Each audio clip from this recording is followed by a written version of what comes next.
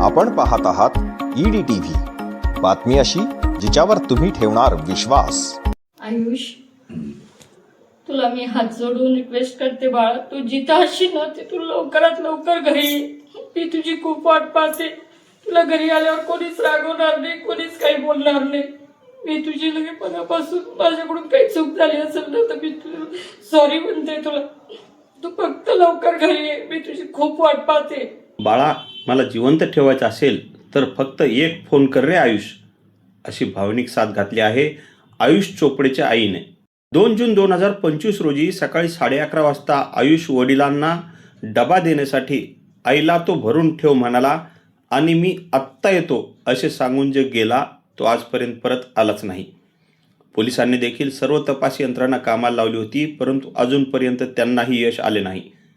स्वभावाने आणि दिसण्यातही शांत असलेला आयुष 12वीची परीक्षा पास झाला होता, म्हणजेच तो त्यावेळी सुमारे 18 वर्षांचा होता। आयुषच्या आईला कॅन्सरने घेरले आहे हे आयुषलाही माहीत आहे।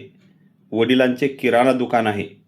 आईच्या उपचारासाठी 8 दिवसाला संभाजीनगरला प्रवास आणि अशा परिस्थितीत आयुषचे घरातून निघून जाणे या आघाताने त्याची आई ममता संजय चोपडे या चांगल्याच खचून गेल्या आहेत। जुना जालना भागात असलेल्या तुलसी पार्कमधील आयुषच्या घरात आई वडील आजी आजोबा लहान भाऊ असूनही नसल्यासारखेच आहेत। सामाजिक बांधिलकी म्हणून आपण आयुषला शोधण्यात मदत करूयात। प्रज्वल, तुझे पप्पा आई बाबा तुझी खूप वाट पाहत आहे। प्रज्वल, तुला खूप मिस करतोय। आयुष, तू कुठे आहेस?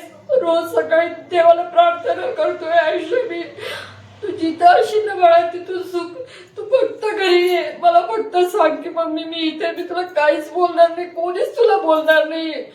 तू फक्त घरी वापस ये। प्रज्वल, तुझी खूप आठवण करतोय। तुझे पप्पा तुझी खूप हे करताय। आयुष, तू फक्त लवकर घरी ये बाळा। जिथं अशी ना तिथून फक्त आम्हाला एक कॉल कर, सांग की मी इथे म्हणून। मम्मी, तुला जे करायचंय ना, तुला जे शिकायचंय, आम्ही तुझ्या शिक्षणात कधीच अडथळा नाही आणणार बाळा। तुला जे करायला शिकतोय तू शिक। आमची मनापासून हे की तू तुझे प्रयत्न, तुला काय करायचंय ते तू करू शकतो बाळा। तू फक्त एकदा आम्हाला सांग तू कुठे आहेस।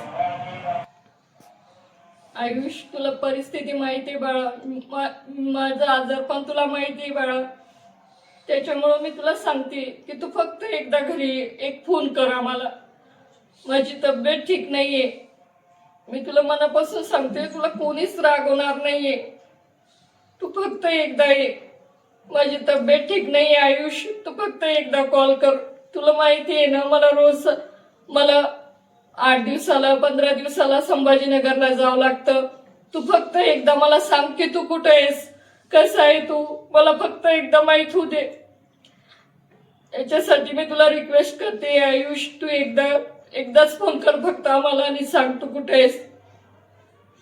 त्याच्याकडून की त्यांना फक्त एक कॉल करून जरी सांगितलं ना की मी आहे तर मला खूप धीर येईल आणि माझी जे हे झाली ना सर, मी तिच्यातून हे होईल।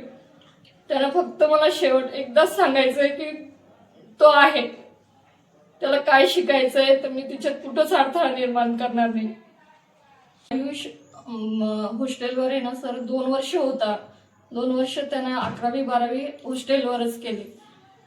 सायन्स होतं त्याचं, त्याला 12वीला 78% पडले। नीटची परीक्षा दिली, अजून काय म्हणतात त्याला, नीटची परीक्षा दिली त्यानं। नीटमध्ये पण त्याला बरं यश आलं। त्याला बघितलेच नाही की नीटमध्ये त्याला किती मार्क्स मिळाले म्हणून। त्याचा कल कोणीकडे होता, कुठल्या दिशेला? त्याचा कल सर सायन्समध्येच त्याचा कल होता आणि म्हणायचं मला सायन्स करायचंय। नंतर म्हटलं की मला ॲनिमेशन करायचंय। बस माझं म्हणणं एवढं होतं की त्यानं ग्रॅज्युएशन कम्प्लीट करायचं आणि नंतर काय करायचं त्याला 5-6 महिन्याचा कोर्स तो कर। त्यानं मला फक्त तेवढं बोलून दाखवलं नाही की त्याला तेच करायचं होतं म्हणून।